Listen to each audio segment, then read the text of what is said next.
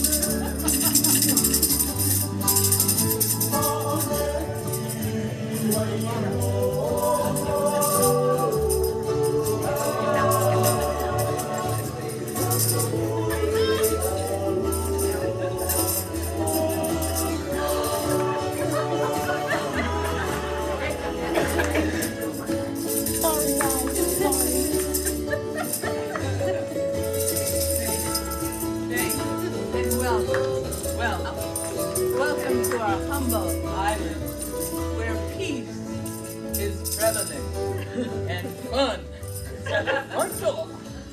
Welcome to our beautiful tiki hut. Enjoy the ocean view and the tropical fruits that we have. Feast and have a party, because life is worth celebrating. The basket, please. And the I'd like someone to pick for me and my partner to perform for you.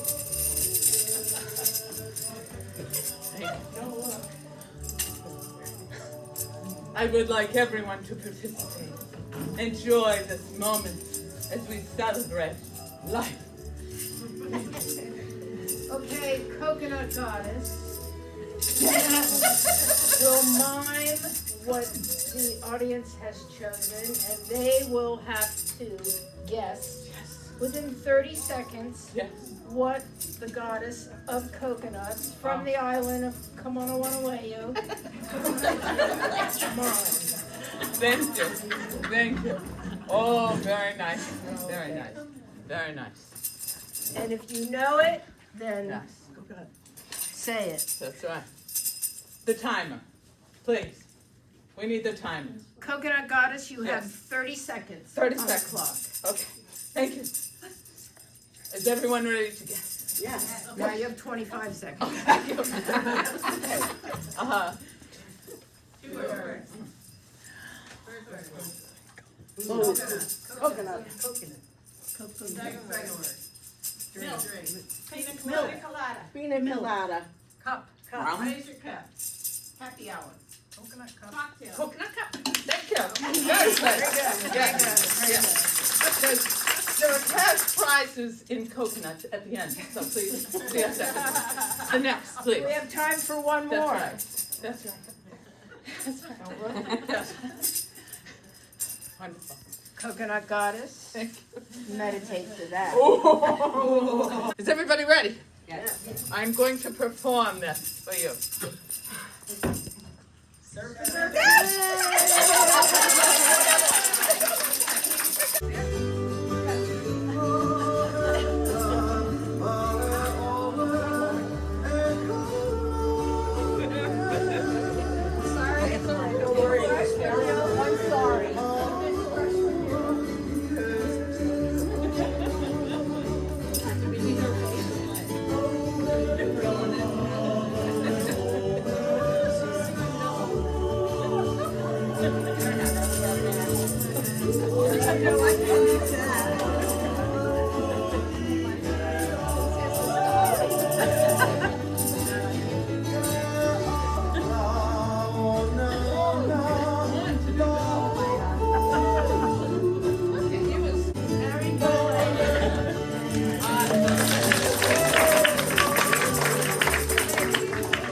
So I was scrolling on Facebook one day and I came across this, senior lady, and she reminded me of my grandmother so much because my grandmother used to cite the 23rd Psalm to me all the time.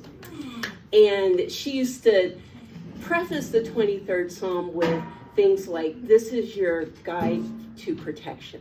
And I never knew what that meant until I needed protection, like my whole life. And so I found this and I thought, I don't think anybody can say it better than she said it. So I want to share this little clip with you of the 23rd Psalm and this woman's interpretation of what every sentence of that Psalms mean in terms of protection, grace and redemption. So I just want to play that for you. I was going to tell you something. The Lord is my shepherd. That's a relationship. I shall not want. That's supply.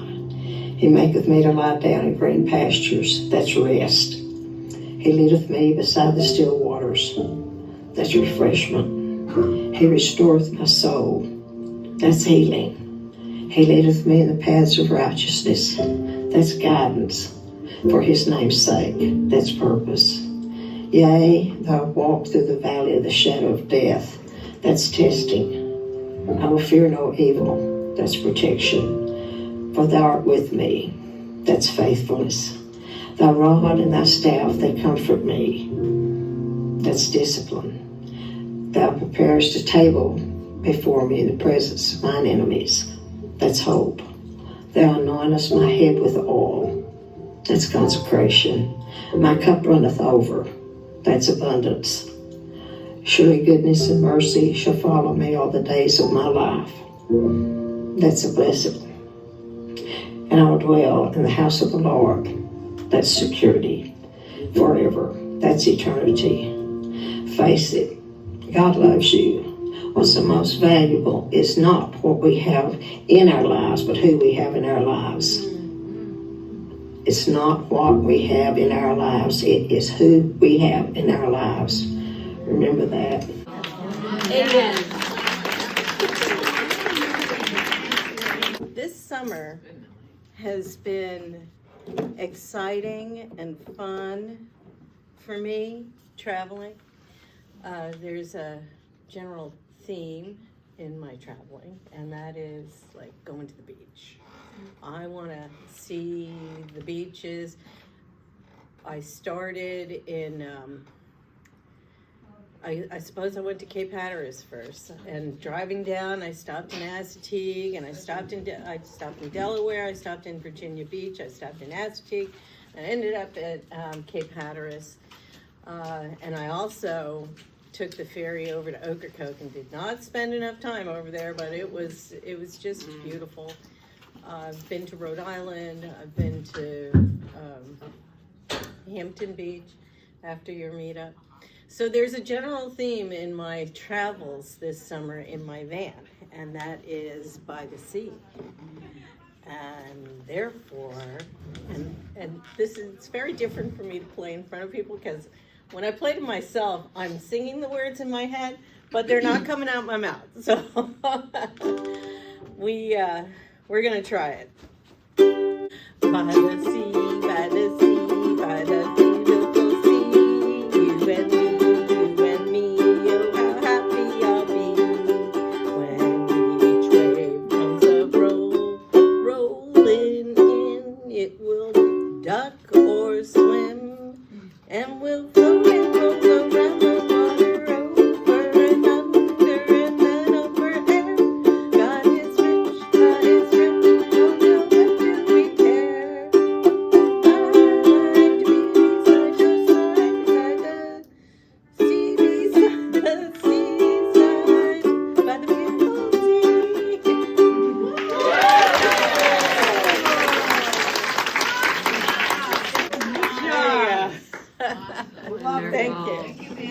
go. All right, now that you can see I'm a little comic of my own. So Mrs. Smith comes into Dr. Morgan's office with her daughter Caitlin, who's 15. She says, "Doctor, you need to examine my daughter. She's been gaining weight. She's been sick in the morning and just not feeling well." He goes, "Well, let me examine her." So he takes her in the other room, gives her her examination, and the doctor comes back and says, "Mrs. Smith, I don't know how to break this to you, but your daughter's pregnant, probably about 3 months." And she says, "That's impossible. She doesn't even have a boyfriend, do you, honey?"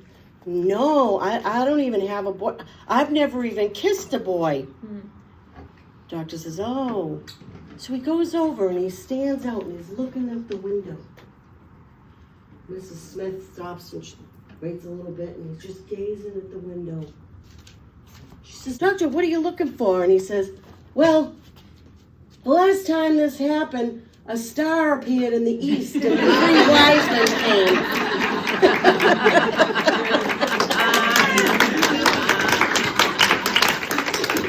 So there's these 2 county workers, and they're out there on the streets, and this guy's on the sidewalk watching what's going on.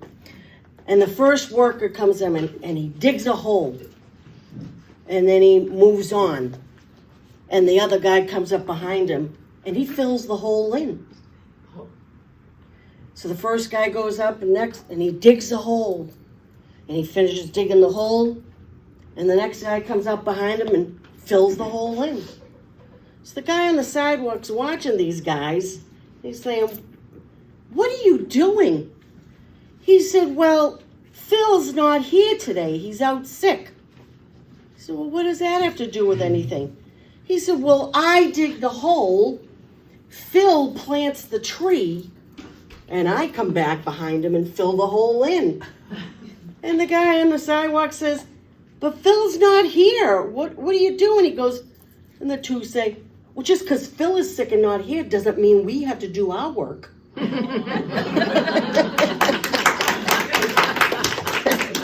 All right, so Gloria is getting increasingly concerned about her 3-year-old child.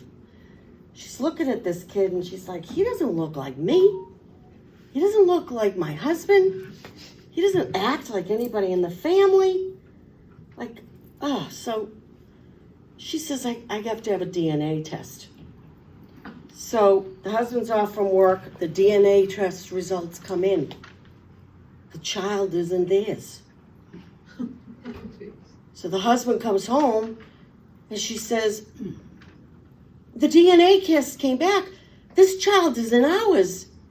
How could this have happened?" He said, "Well, you remember when we were leaving the hospital and the baby made a mess in his diaper? You told me to go and change him."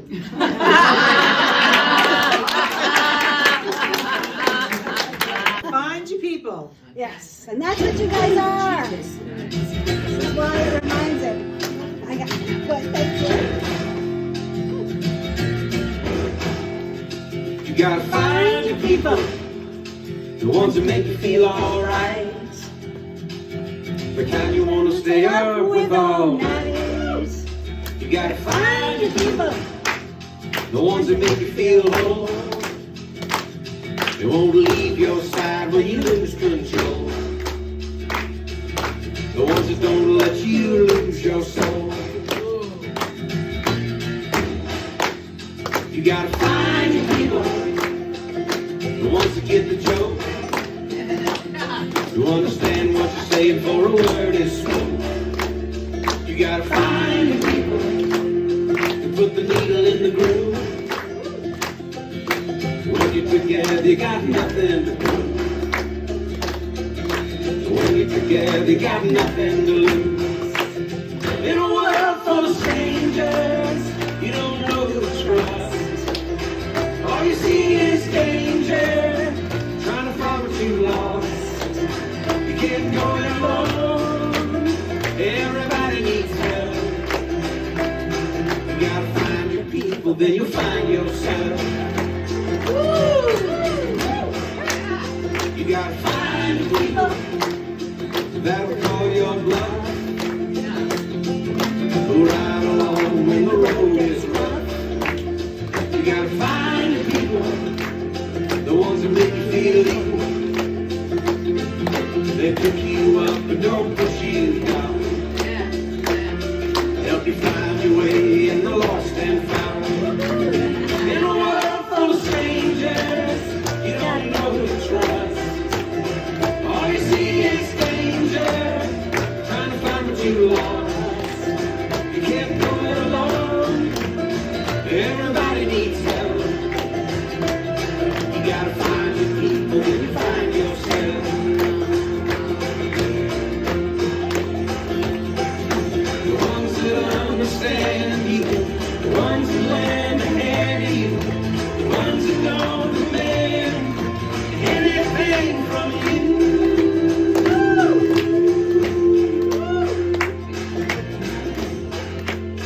You gotta find your people, the ones that make you feel alright, that tell you the truth and wish you well. You gotta find your people, then you'll find yourself. You gotta find your people, then you'll find yourself.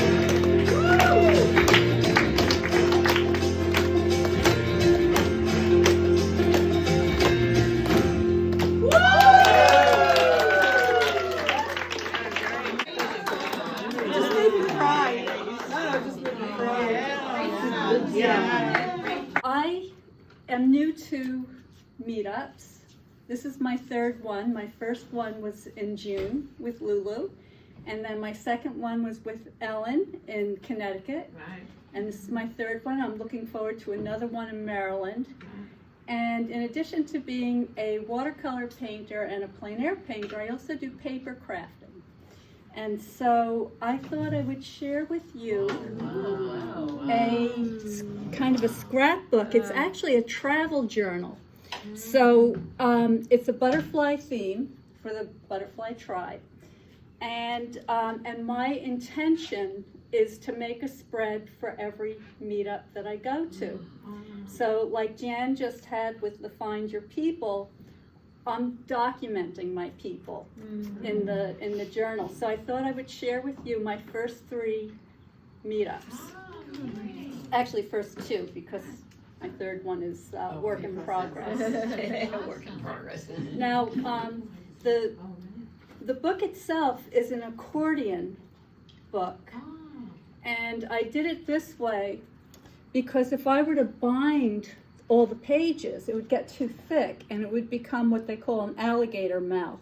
So this way, with an accordion binding, I can keep going and keep adding spreads as I make them.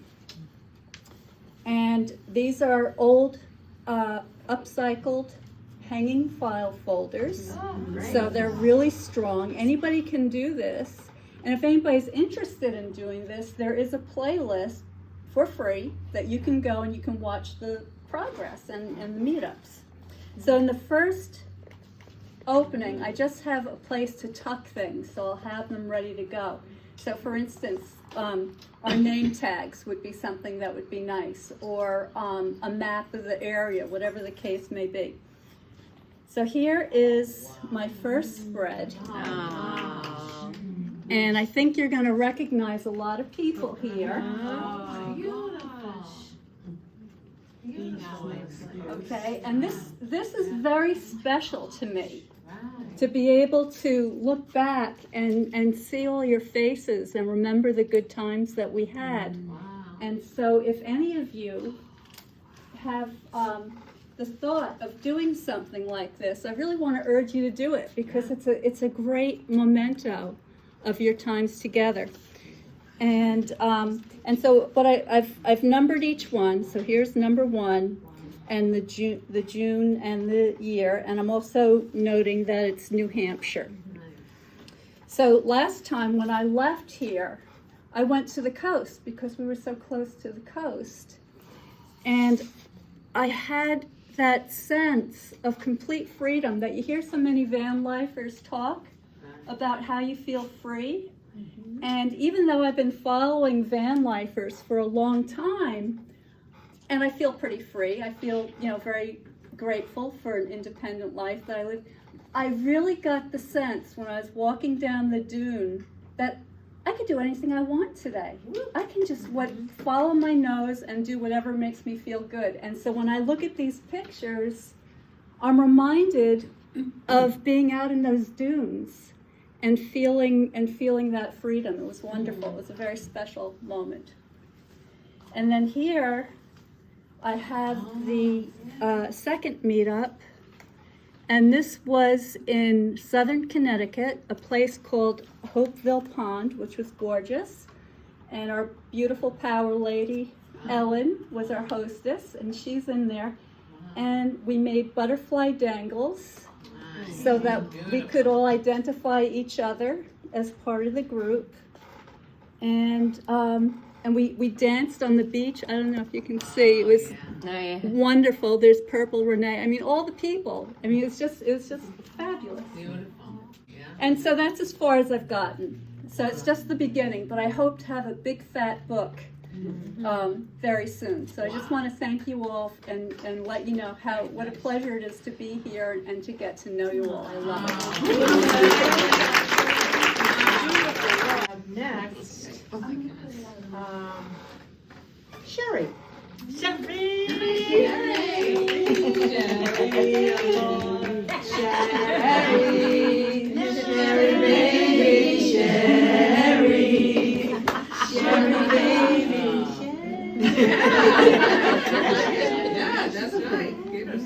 Thank you. So I'm going to read from a little book about Mr. Rogers. This was a tiny book that was given to me by my son for Mother's Day, like during COVID, during that time, and his wife put this book together. It's a bunch of quotes, but I want to read to you what she wrote about him, because I don't know how many of you have ever watched his the documentary. It's unbelievable. He's just an incredible person. So this is what Joanne Rogers wrote about him, and this is why she put this book together. There were always quotes tucked away in Fred's wallet, next to his neatly folded bills, or in the pages of his daily planner book. Perhaps he liked having words of wisdom close to him, as if he wanted or needed to be constantly reminded of what was important in life. The outside world may have thought his qualities of wisdom and strength came naturally to him, but those close to him knew that he was constantly striving to be the best that he could be. He was as human as the rest of us. The person Fred became in his later years came out of growth and struggle. As he got older, it seemed as if the nurturing of his soul and mind became more and more important. This reminds me of us too. If I were asked for 3 words to describe him, I think those words would be courage, love, and discipline. Perhaps in that very order. When I think of the entire persona of Fred Rogers, my inclination is to put him on a very high pedestal, despite the frailties that are part of being human. Oh, did I mention what a kind person he was? I suppose that is part of everyone's experience of Fred, even those who knew him for only a couple of minutes. I don't mean to sound boastful, but he was my icon before he was anyone else's. Being Mrs. Fred Rogers has been the most remarkable life I could ever have imagined. So then it's just a whole bunch of quotes. I just rabbit-eared a few of them, dog-eared a few of them, and I'm just going to read a couple of them. But it's funny because when I do read this book, it reminds me of everybody. Everybody here is here to better themselves, to be a better person spiritually, at a time in life when, the alternative is a recliner in walls within walls within walls alone, not seeing anyone. So this is kind of a dedication to all of you, all of us that make it a point to do this no matter where we are in life. So, and thank you for that. And thank you, Ellen, and the butterflies. Okay, so this is the first one. Whatever we choose to imagine can be as private as we want it to be. Nobody knows what you're thinking or feeling unless you share it. That reminds me of discretion, which was a really good lesson I learned later in life. To share, but not everything. Love isn't a state of perfect caring. It is an active noun like struggle. To love someone is to strive to accept that person exactly the way he or she is, right here and now. Awesome. In times of stress, the best thing we can do for each other is to listen with our ears and our hearts. and to be assured that our questions are just as important as our answers. And the last one is, as human beings, our job in life is to help people realize how rare and valuable each one of us really is. That each of us has something that no one else has or ever will have, something inside that is unique to all time. It's our job to encourage each other to discover that uniqueness and to provide ways of developing its expression. And I do believe that's what we do when we're all together here. So, Awesome. so thank you.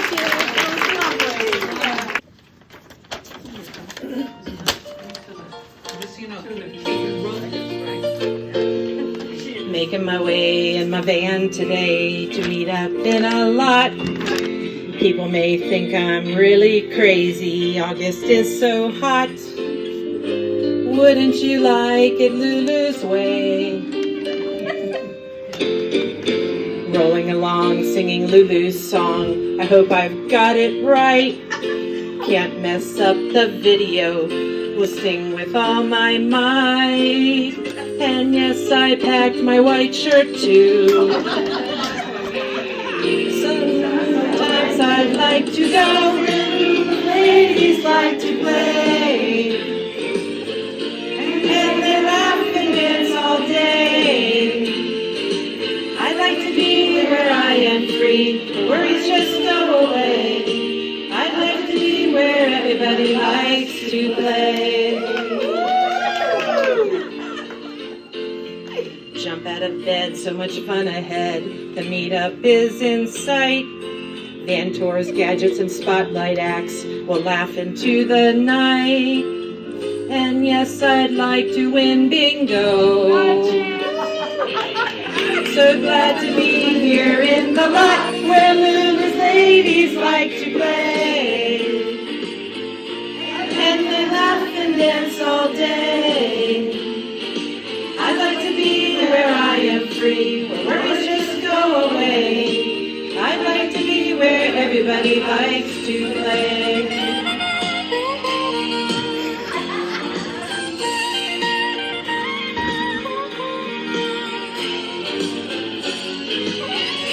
Ladies like to play, and they laugh and dance all day.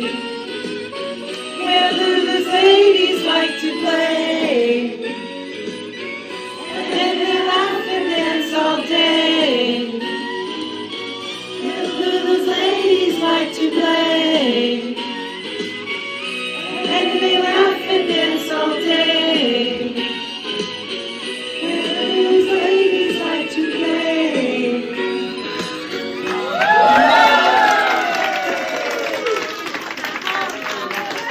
This is a poem that was given to me about 45 years ago by a young lady that I used to work with.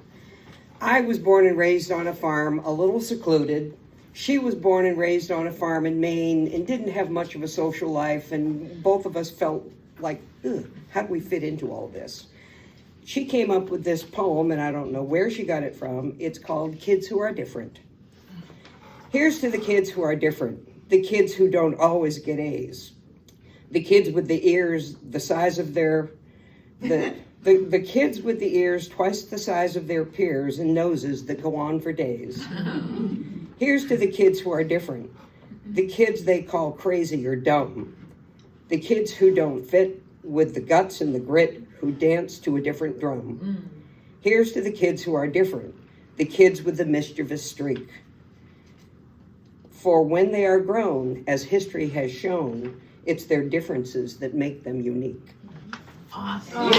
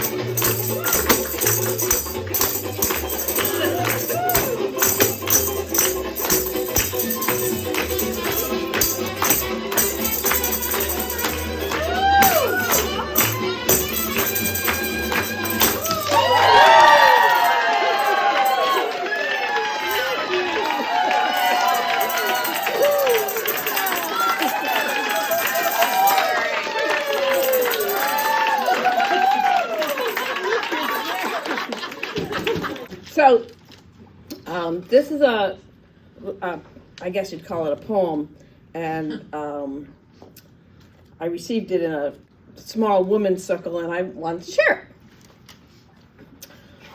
it. One day she let go. She let go. Without a thought or a word, she let go. She let go of fear. She let go of the judgments. She let go of the confluence of opinions swarming around in her head. She let go of the committee of indecision within her. She let go of all the right reasons, wholly and completely, without hesitation or worry. She just let go. She didn't ask anyone for advice.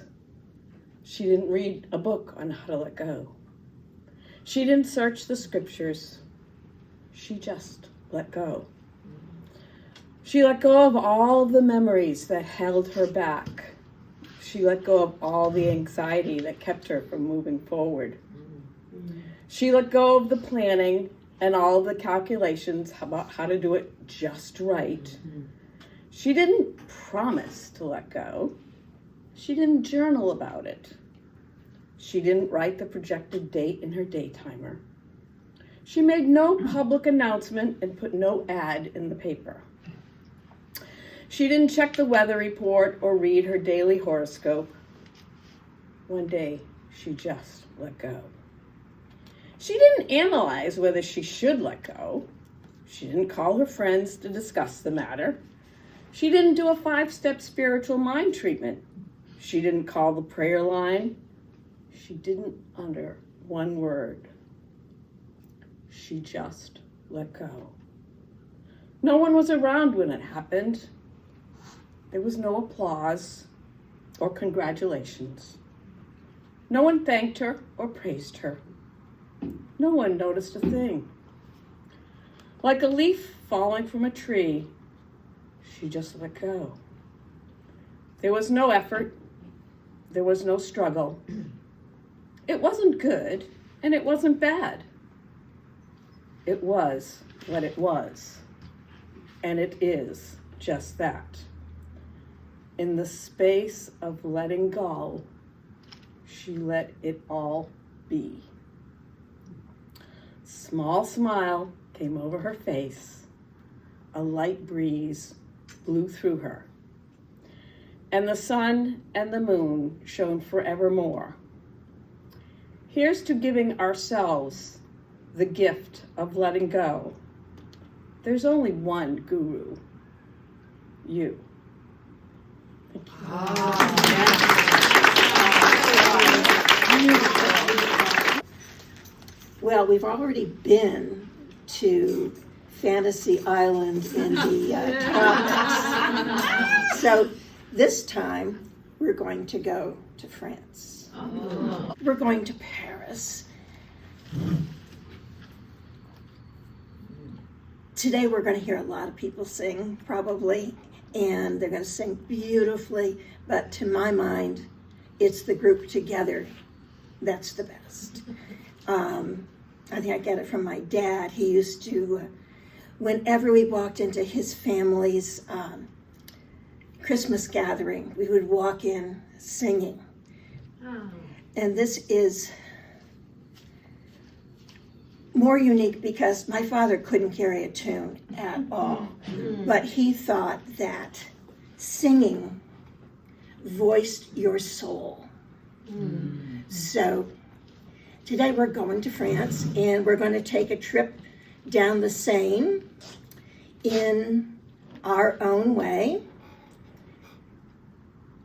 Not Lulu's way, our way. And we're going to sing Row, Row, Row Your Boat.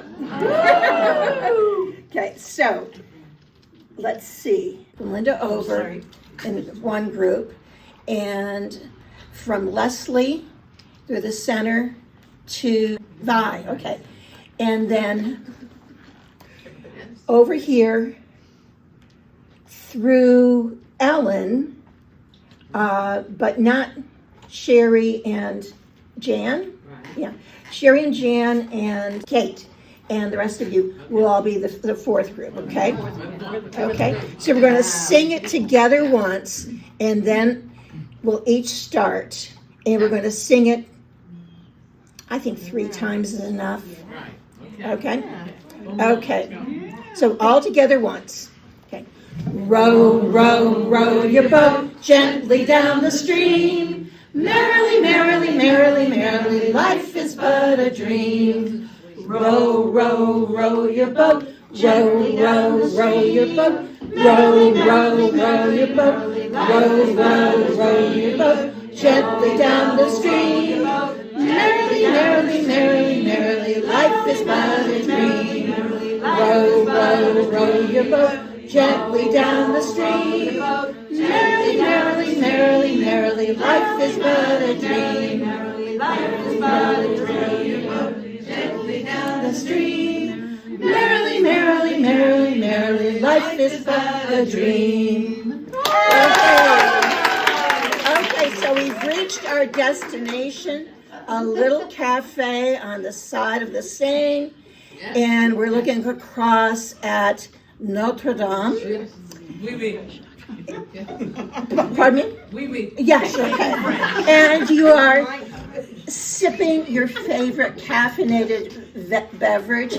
For me, it's a cappuccino, even though it's France. And maybe nibbling on a croissant. And it's 11 a.m. and the bells start to chime. So this is around. So the words, these are, well, I've been told, and I have not been able to verify it through Google, that these are the churches around the center of Paris that have really beautiful big bells that only ring on special occasions. So the first one is Orléans. The second one is Beaugency. Beaugency. The third one, Notre Dame. The fourth, Déclaré. St. Clair's. And the fifth one is Vendôme. Vendôme. Okay. So, Orléans, Beaugency, Notre Dame, Déclaré, Vendôme. So, close your eyes for a moment. Sip the foam of that cappuccino, take a nibble of that croissant, and the bells start to ring. And we're just going to sing it through twice together. Okay. Orléans, Beaugency, Notre Dame, Déclaré, Vendôme, Vendôme. Now, if you have real problems with the words, you can just say bong, bong, bong. Okay. So, okay. Orléans, Beaugency, Notre Dame, Déclaré, Vendôme, Vendôme. So, over here. Orléans, Beaugency, Orléans, Beaugency, Orléans, Beaugency, Notre Dame, Déclaré, Vendôme,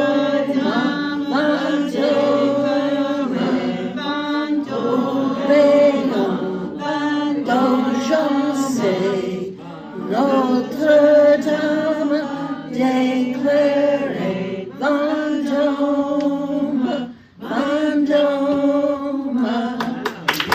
And that's the end, and it's a good thing I'm losing my voice. Thank you. That was lovely. Thanks,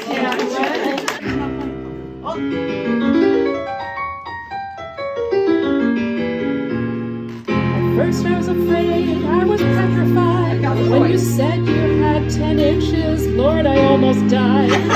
But I'd spent so many years just waiting for a man that long that I grew strong. And I knew I could take you on, but there you are. Another lie. I was ready for a Big Mac and you brought me a French fry. I should have known it was all bull, just a sad, pathetic dream. I should have known there was no anaconda lurking in those jeans. Go on now, go. At the door. Don't you promise me 10 inches, then turn up with only 4? Weren't you a joke to think I wouldn't catch you out? Don't you know we're only joking when we say size doesn't count? I will survive. 'Cause as long as I have batteries, my sex life's gonna thrive. I always have good sex with a handful of latex. I will survive. I will survive. Hey, hey.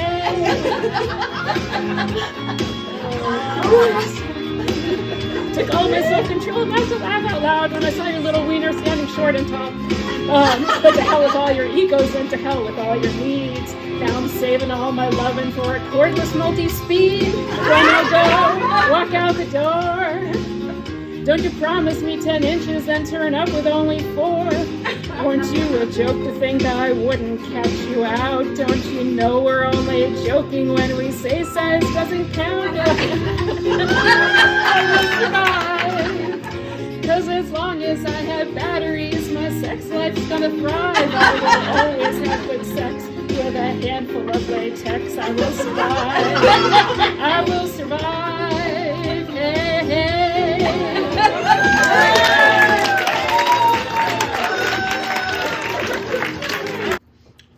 Growing up, I grew up Catholic, and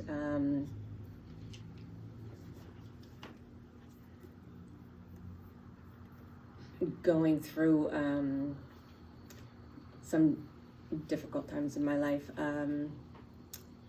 that changed a little bit, and my family was, I grew up in Massachusetts, my family was strict Catholic. I have 5 brothers and sisters, and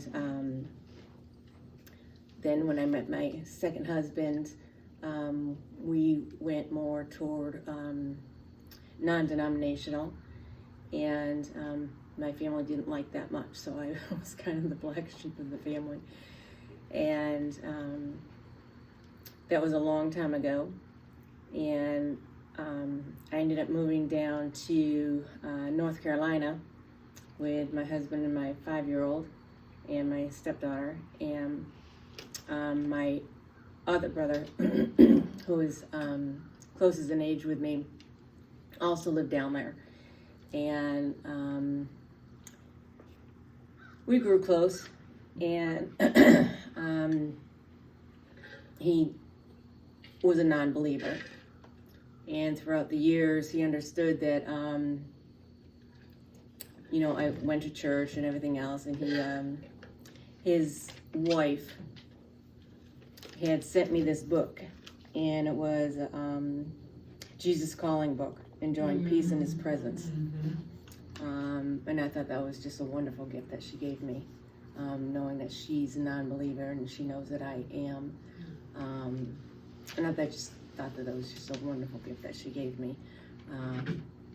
And my brother talks to me quite a bit about, you know, God, and asks me a million questions. And I know he believes underneath, he just doesn't admit it. But anyway, I read, you know, try to read as much as I can, and attend church in Raleigh, North Carolina, where I'm probably one of, well, 2 of the only white people there, but I love it. I absolutely love it. The people are awesome. But anyway, this one says, I have promised to meet all of your needs according to my glorious riches. Your deepest, most constant need is for my peace. I have planted peace in the garden of your heart, where I live, but there are weeds growing there too. pride, worry, selfishness, unbelief. I'm the gardener, and I am working to rid your heart of those weeds. I do my work in various ways. When you sit quietly with me, I shine the light of my presence directly into your heart. In this heavenly light, peace grows abundantly and weeds shrivel up. I also send trails into your life. When you trust me in the midst of trouble, peace flourishes and weeds die away. Thank me for those troublesome situations. The peace they can produce far outweighs the trials you endure. So when you talk about, meditation and things like that, I don't think sometimes that we thank him for the trials that we have, that we should be thanking him for, because it tends to send peace to us later on, and that we don't realize that sometimes. Beautiful.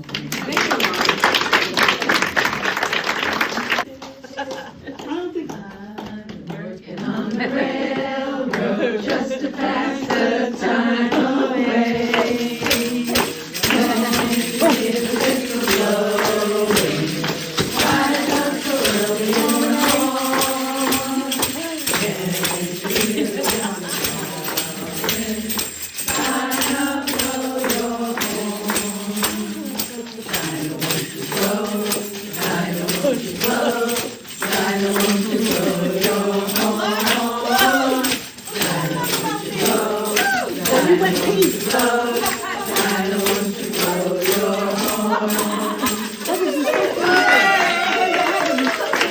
I'm sitting on the toilet and I'm like, what are they singing?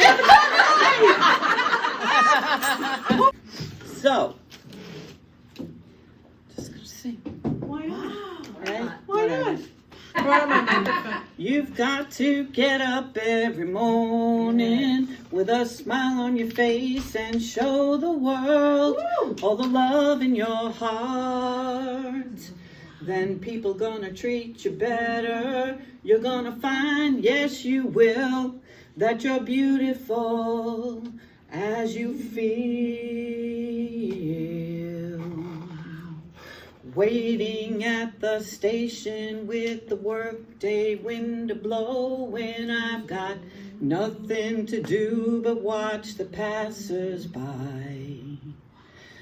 It mirrored in their faces, I see frustration growing, and they don't see it showing. Why do I? You've got to get up every morning with a smile on your face and show the world all the love in your heart. Then people gonna treat you better. You're gonna find, yes you will, that you're beautiful as you feel.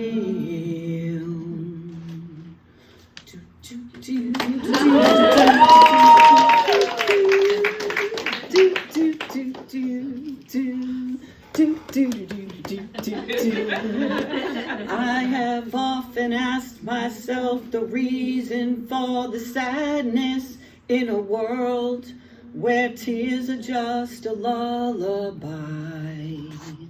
If there's any answer, maybe love can end the madness. Maybe not, but we can only try. 2, 3, 4. We've got to get up every morning with a smile on your face and show the world all the love in your heart. Then people gonna treat you better. You're gonna find, yes you will, that you're beautiful. You're beautiful. You're beautiful as you feel.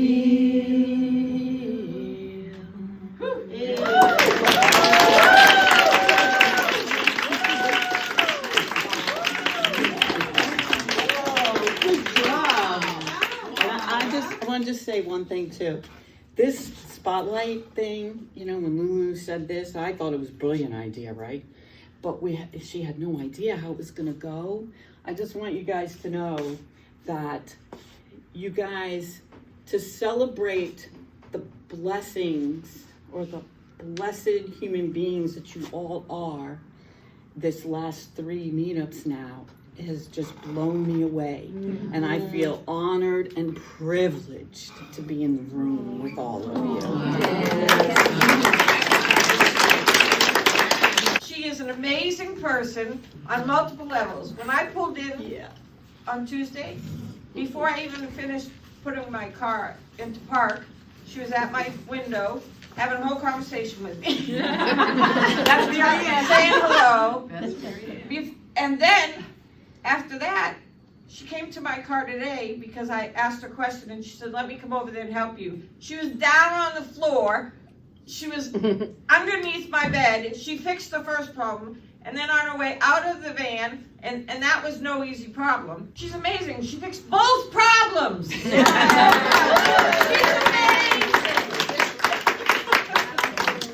Find your people. I named my van after the Spanish guy. I said, teach me something in Spanish. And he said, after we had a lovely evening with him as our waiter, he said, mi placer, which translates to my pleasure. That's the name of my van. It was my pleasure to help you. Very nice. Mi placer. Everybody say it with me. Mi placer. Mi placer. Mi placer. We learned something. Okay, so people always ask me to tell this story, so I'll tell you, is that there was a time in life where I kind of hit hard times.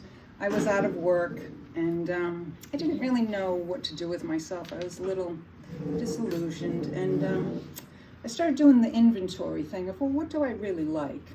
And I said, I really like kids, but I never wanted my own kids. And so I was looking through the Help Wanted ads, and there was this opening to drive a school bus. And I thought, oh, I could do that. So I went and I got my school bus license, and I went and applied for the job. And the job that they offered wasn't available, but they said, well, we have this other job that a lot of people don't want. It was in a rough section of town in Boston, and it was the Sesame Street run. So I said, okay, I'll do that, I don't care. So I go on the first day of the job, and I open up the door, and there's this really round, fat little girl. And I said, hi. I said, what's your name? She said, Patty. And I said, oh, hi, Patty. I said, welcome aboard, get on the bus. So I drive a little further, and I open up the door, and there's this other fat little girl. And I said, what's going on here? What's in the food here, right? And I said, hi, what's your name? She says, Patty. And I said, well, okay, Patty, welcome aboard, get on the bus. So then I'm driving through another section of town, and there's this sharp little black kid with a vest on, and he's got this like pick in his hair, and he was just so cool. And I open up the door and I said, hey, what's your name? He said, my name is Special Ross. And I said, well, welcome aboard, Special Ross, get on the bus. So then I'm driving through a rough section of town, and there's this disheveled little boy, and I said, hey, what's your name? He said, my name is Hefty T. I said, well, welcome aboard, Hefty T, get on the bus.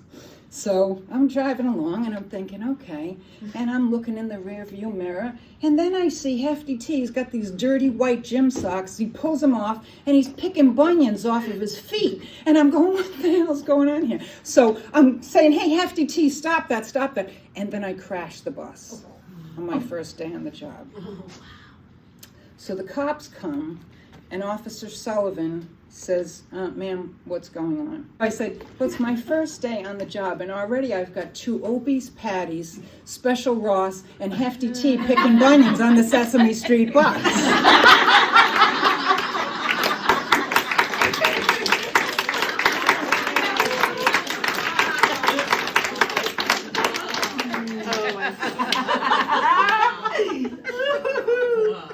That was a long one, but it was worth it to get through. All right. So then there was this other guy that he grew up with a lot of talent. He could sing, he could dance, he could tap dance, he could do all of this stuff. He was just oozing talent.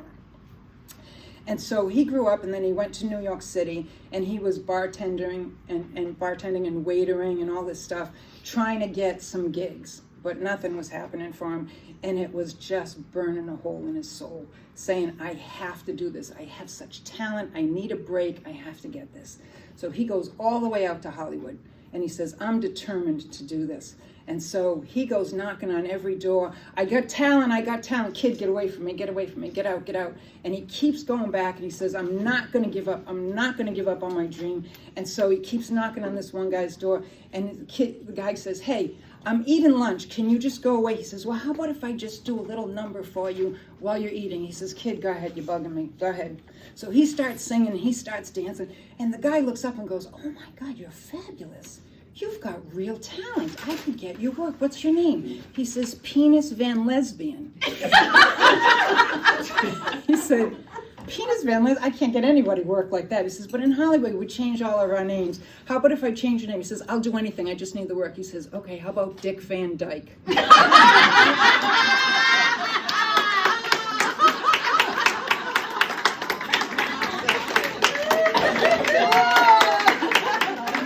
So this is a reflection that I did at a workshop. I didn't write it, but it's called The Potato Story.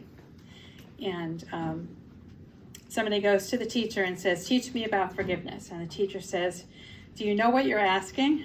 And the guy says, no, but I want to learn anyway.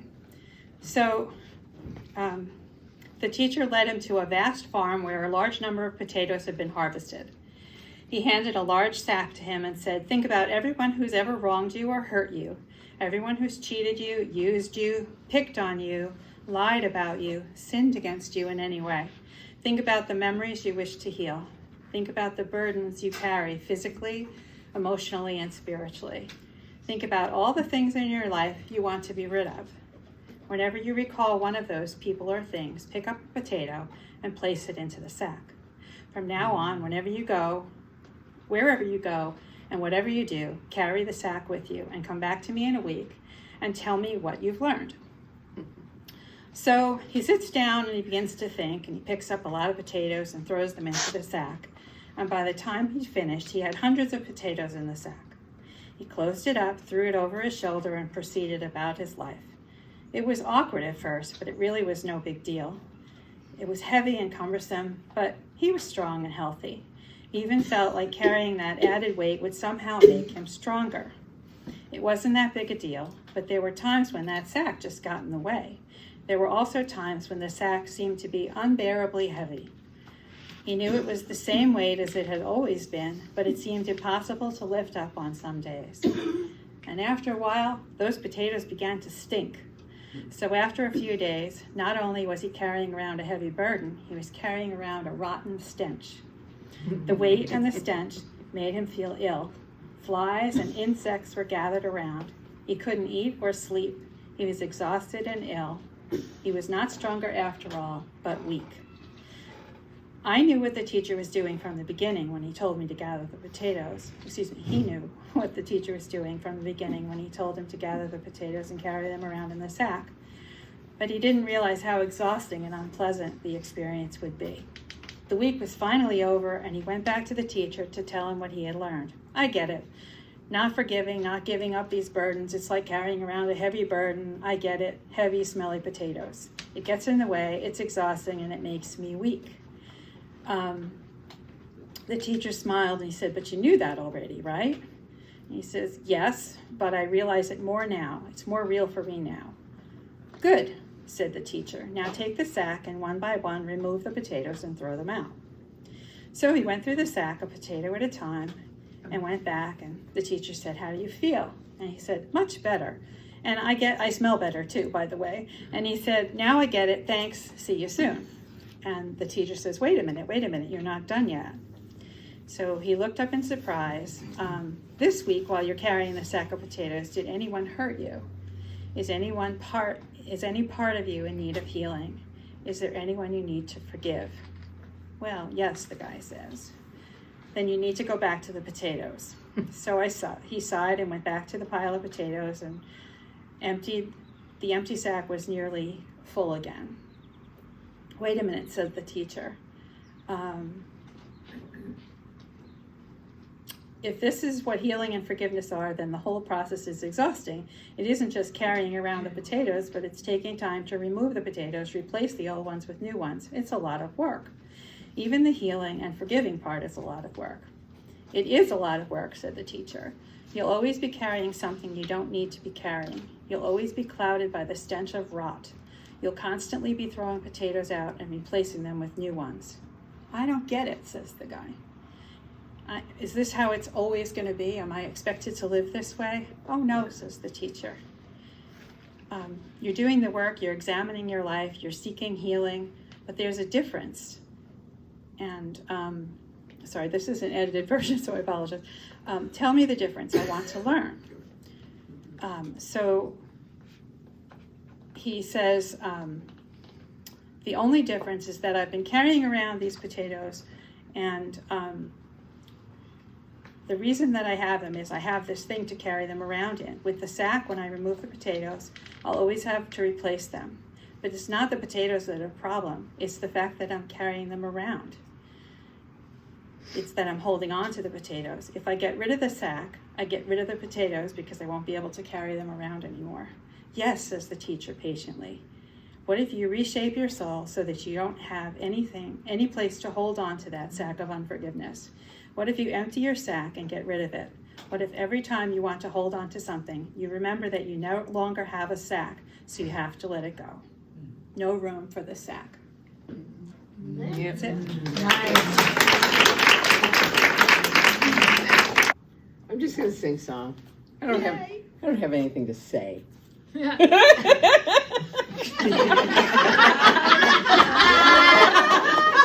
mean, you know, everybody's saying such wonderful things. I couldn't top what everyone else has been saying. It just means the world to me to be here with you guys. So there, I'll just say that.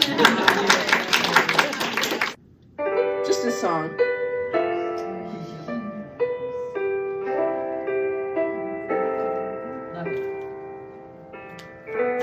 Originally performed by Eagles. Says that.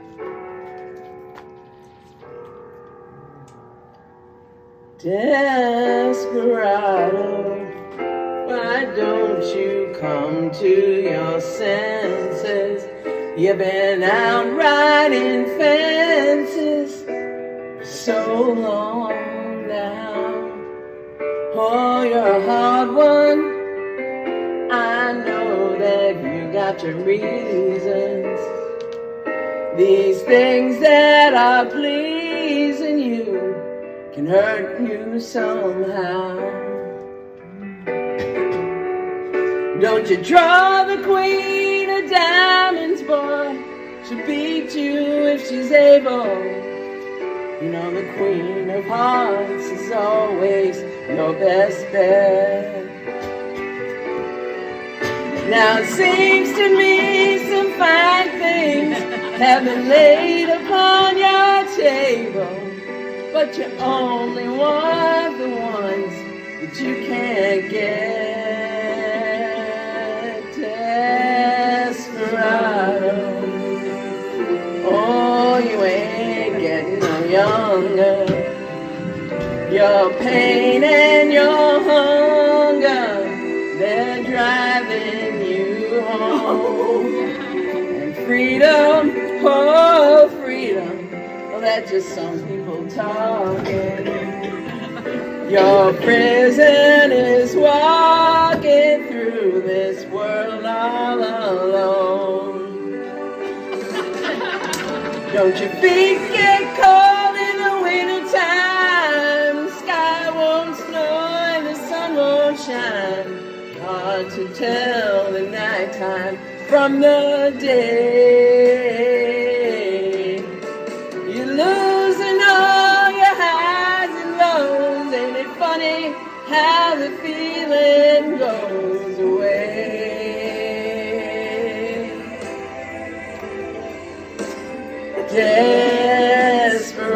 Desperado, why don't you come to your senses? Come down from your fences, open the gates. It may be raining, but there's a rainbow above you. You better let somebody love you. Let somebody love you. You better let somebody love you before it's too late.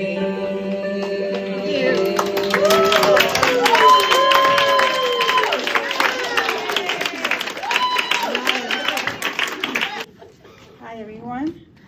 I'm going to read 2 poems, and this poem is for us. Can you get a little closer to the camera so get your voice? There we go. So the first poem is called Seasons of Her. She is summer's warmth and winter's flame, a softer strand too wild to tame. She wears the years like strands of gold, a story endless retold. She walks through dreams and some have flown, yet grown and rooted in her own. No longer chasing shallow praise, she owns her calm, her sacred days. The mirror shows the truth, not lost.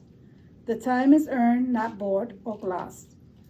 She is not done, nor growing dim. She is the ocean, full to brim. Nice. And this other one is just beginning. They call it silver, hair and years, but overlook the dream she steers. For age is not a closing door, but keys to places unexplored. She laughs with ease and walks with grace. She slows her pace, but not her race. Now wiser, freer, bold and bright, she dances in her truest light. Forget the myth of past your prime. She's writing chapters past their time.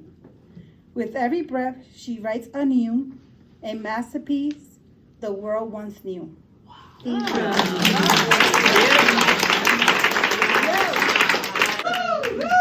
Okay, ready? Yeah, go. God bless me is all I'm going to say.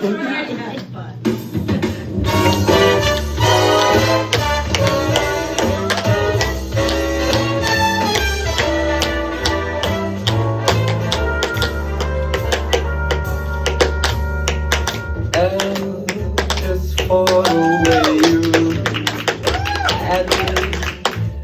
Oh, just for the only one I see.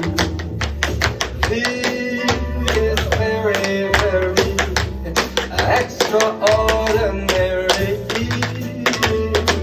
Even more than anyone that you adore can love. It's all that I can give to you. Love is more than just a game. Two in love can make it. Take my heart, so take it. Love was made